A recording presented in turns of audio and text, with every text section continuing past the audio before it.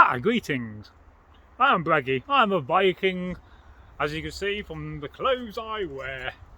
Now let's very briefly talk about this little axe. Now I like this axe. One reason, you can, when it works, you can knock the handle out and you can carry it in your backpack. There you go. And it's a little, very little tiny axe. So that's one reason why I like it. And I like this heart shape. I think it's more modern than Viking. It's got a Viking shape, but that's just great for hanging up.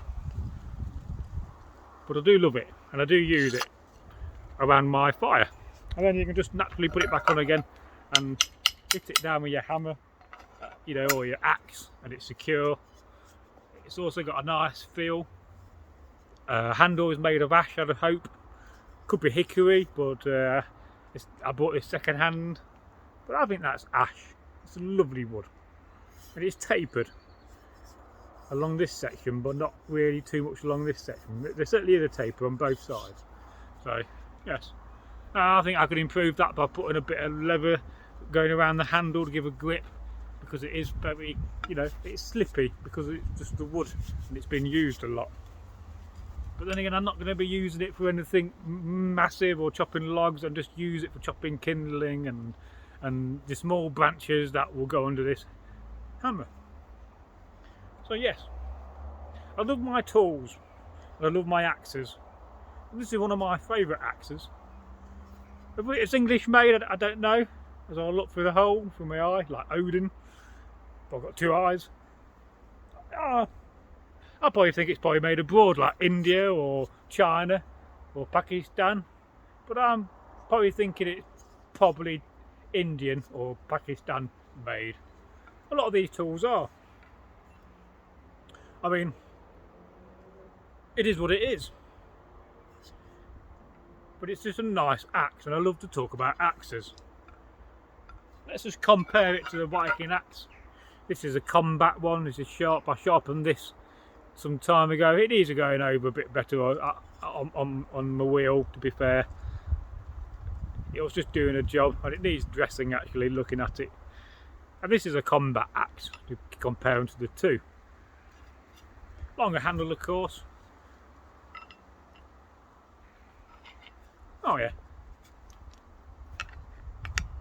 And now you have to be careful when you use an axe. I was having it in my belt earlier on step back, and you know, I thought, oh, I'm gonna have to be careful using this on camera, because you know, if I shove it down my belt here, look like this, and I'm walking about with it, that's dangerous. So you always have to be aware on camera when you are carrying sharps, especially on camp, where you have them, where you store them, and where you're carrying them. Oh yes, you couldn't really do a lot of damage on the battlefield with this. This would be ideal for a child to use, or a woman, you know, someone who's not so strong, perhaps, in defence. You know, a Viking like me wouldn't naturally choose this weapon to fight with. This would be like a last resort if there was a table. Imagine I'm in a long house and I've gone to meet a Viking. Let's call him, let's call him Eric. And there's Eric, you know, Eric the big beard. And some other people got other names for him probably. Eric the tall, or Eric the slim. Well, you know, nicknames are wonderful. And there you are, he's at the end of his big long table, dinner table, because they had tables in those days, of course. And I'm at the other end, and we both got our weapons on the table, and we start getting into a fight. And you're going along, you drop your sword, so you pick up an axe, and I knock his sword out, and he picks up an axe, and you get to the point when you got, you know, this or a langsax. So I'll be choosing the langsax. So yes. What do you think about it? I'd love to hear your thoughts.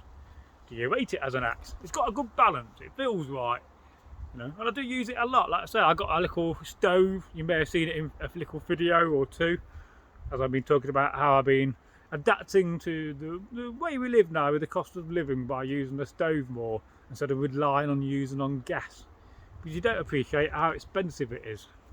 Well, we do, you know, everybody pays their bills. Yeah. So I do love to read your thoughts, you know. I don't do nothing major with it, like I said earlier. I won't chop a log with it. Would it be good for axe throwing? Actually, I think it would be. If we just made the point a bit sharper, I think that would be quite good. Now, how effective is it against a big log? If I turn this camera around and I go down a little bit, you can see it certainly sticks in. So, and that's because I sharpened it recently.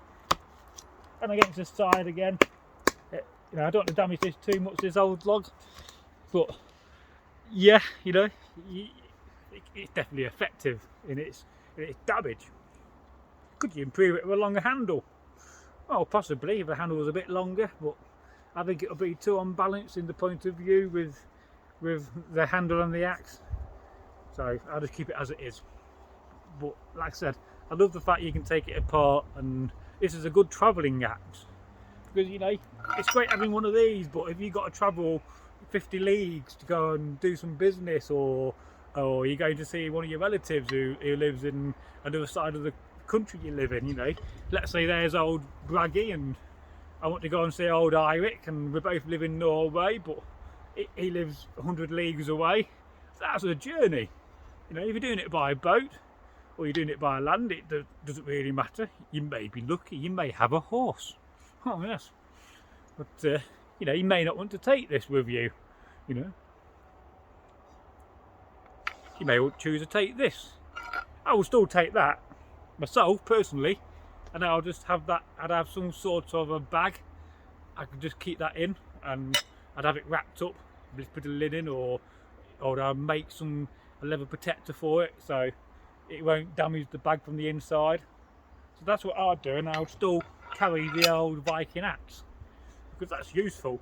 And in 1,000 years ago, when you was living in Norway, or perhaps you was an Anglo-Saxon in England, let's not forget them, you know, and you're travelling, that's ideal. I mean, these would have been mass produced as well. Like today, these are mass produced, but probably today more axes are made than ever, you know, and it's wonderful.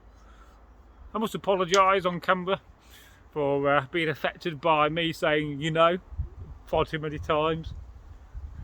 I don't know why I keep saying it. I must try to be conscious about not saying that little phrase.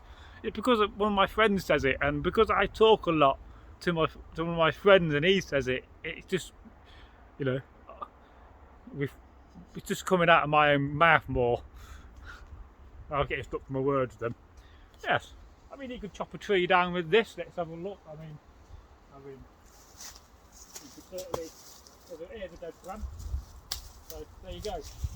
So it's effective for chopping a small tree down as well. That wasn't dead, but it's alright. It'll go in my fire. I've got a dead one behind it, but you wouldn't see me, so it'd be pointless doing it on camera. Yeah. Because I also like the idea of having a big one of these. This is my last thing I'd say. So imagine he had one twice the size, and you could knock the handle off whenever you want. I like that aspect of it, because it's a different way of securing your axe on the handle, and you'll notice the difference. I mean, that's got a wooden wedge, so it's been on a wood shaving horse, and with a draw knife, it's been, you know, drawn down so the axe goes on, and then the person's probably got it parallel and made a V and made a wedge and bonded that wedge in, and then gone along with another sword and make it, you know, look nice on the axe rather than having it sticking out proud. But in this case, it is sticking out proud, and the only mechanism holding it on is the fact that you knock it on. So ingenious. I hope you like this video. If you do, as I go, give it a like, because I got to end the video by pressing my booming finger on the camera. First they give you a mechanism of clapping your hands, and then your video ends in 15 seconds. Well, you know, two things you could do for the channel, which will be absolutely great and help the channel to grow, because it's really important that we grow on the channel and become much bigger, because I do think that we deserve that. And yes, you know, we're not the best history channel, but you know, we're fundamentally, I'm saying my words there differently, are a storytelling channel. So and we love our stories, but of course we cannot ignore history, and we cannot ignore all the nice Viking weapons and helmets and gear we have. So 2 things: share the video with your friends and your loved ones, I'd really appreciate that. And secondly, leave us a like, because by leaving a like it really does help the channel to grow and for us to become bigger and better on YouTube. Because the bigger we grow and more revenue we make, I better put the revenue back into the channel and actually pay Eggle some money one day, and which he would absolutely love. So goodbye, lots of love from Northworthy. Oh yes, indeed. I was thinking of a song in my mind then for the outgoing end screen.